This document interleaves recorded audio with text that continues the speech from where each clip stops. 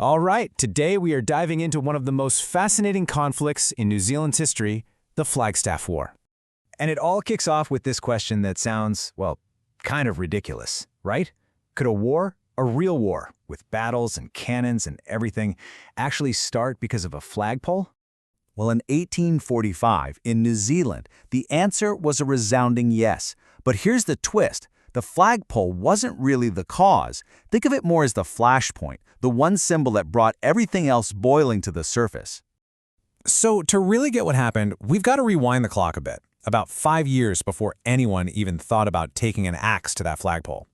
It all starts with this single, really important document. Okay, so the whole conflict really began right here, with the Treaty of Waitangi.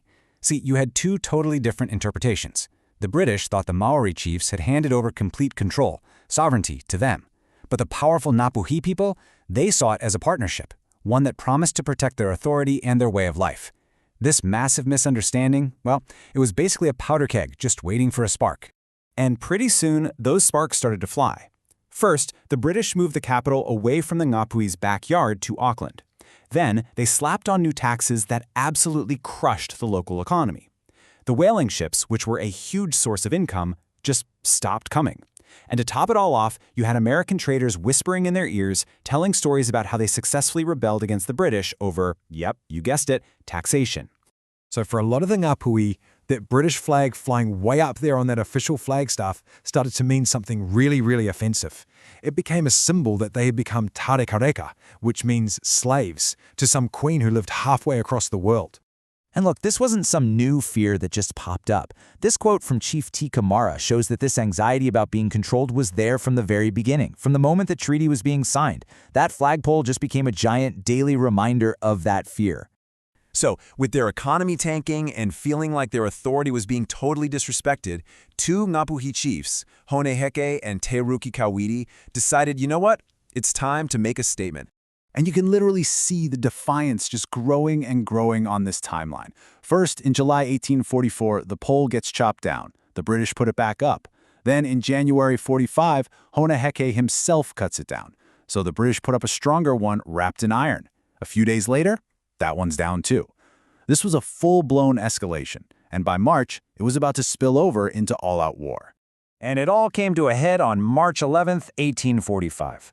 Heke's warriors went straight for the blockhouse defending the flagpole, while Kawiti's forces created a massive diversion by attacking the main town of Kororāreka.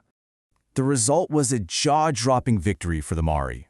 The settlers scrambled to ships, the town was basically destroyed, and that flagpole came down for the fourth and final time. But here's the most important part. Heke gave specific orders to leave the churches and missionary houses alone. His fight, he was making it clear, was with British authority, the thing that flagpole represented, not with every European person there. Now, you can bet the British Empire was not about to let this humiliation slide. They sent in the professionals, the soldiers, and the war moved inland. And this is where things get really incredible, because the Ngāpuhi were about to reveal a secret weapon that would completely shock the British. I mean, just look at this matchup. On paper, it looks like a total blowout. The British have professional soldiers, Royal Marines, and a ton of heavy artillery. We're talking cannons, mortars, even rockets. Heke and Kawiti, they had warriors, mostly with muskets. And that assumption, that their technology would just win the day, led them straight into a disaster. At the Battle of Ōhai-Awawi, the British commander ordered a direct frontal assault on the Maori defensive fort, which is called a pā. See, the British failed because they had no idea what they were up against. This wasn't some simple fort. This was a gunfighter pā, an absolute masterpiece of military engineering designed specifically to counter their weapons. The outer walls were covered in flax that literally soaked up cannonballs. Inside, there were deep trenches and bomb-proof underground bunkers where warriors could shelter from artillery, then pop up, fire, and get back to safety. The British charge was a catastrophe. They lost over a third of their men in just a few minutes. So after the huge shock of that battle, the war moved into its final stage, and it all leads to an ending that, honestly, people still argue about today. The final showdown happened at a place called Rupa Kepa Kepa, the Bat's Nest, which was an even more advanced version of the gunfighter pā. After pounding it with cannons for 2 weeks, the British and their allies found the place eerily quiet on a Sunday morning. They moved in, and then fighting broke out behind the pa. Nobody knows for sure. Were the defenders away for Sunday church service, or was it a brilliant trap, a trick to lure the British into an ambush? The British claimed it was a brilliant success, but look at the cost. Both sides took heavy casualties. The war had dragged on for a year, food was scarce, disease was spreading. Honestly, everyone was just exhausted and ready for it to be over. And if you want to know who really won, you just have to look at the terms of the peace deal. Get this, the so-called rebels, Heke and Kawiti, were given full pardons. None of their land was taken away.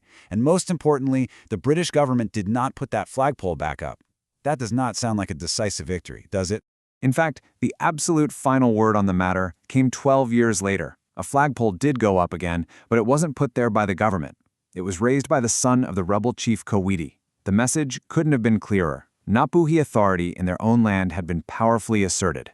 So you see, a war over a flagpole was never really about the flagpole at all. It was about sovereignty, about respect, and about two very different worlds colliding. And as this incredible question from Hone Heke's wife Hariata shows, long after the fighting was over, the deep, fundamental questions that started the Flagstaff War, well, they would continue to echo for generations to come.